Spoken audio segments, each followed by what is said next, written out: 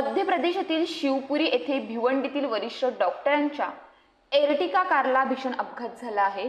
या दुर्घटनेत 2 महिला डॉक्टरांचा मृत्यू झाला असून इतर 4 जण गंभीर जखमी झाले आहेत। उज्जैनला जात असताना रविवारी सकाळी गुना शिवपुरी या मार्गावर हा अपघात झाला।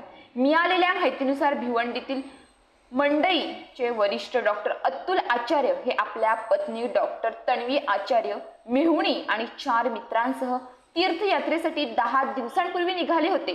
रविवारी सकाळी उज्जैनकडे जात असताना गुना शिवपुरी मार्गावर त्यांच्या एर्टिका कारला अपघात झाला। दुसऱ्या वाहनाने धडक दिल्याने ते वाहन दरीत कोसळले। या अपघातात 50 वर्षीय डॉक्टर तन्वी आचार्य यांचा जागीच मृत्यू झाला, तर 55 वर्षीय नीलम पंडित यांनी रुग्णालयात उपचारादरम्यान प्राण सोडले।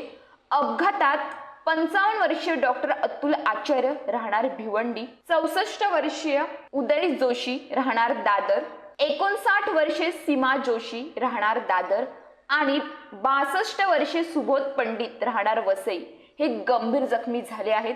जखमींवर शिवपुरी जिल्हा रुग्णालयात उपचार सुरू आहेत। या दुर्दैवी घटनेची माहिती समजताच भिवंडीत हळहळ व्यक्त केली जात आहे।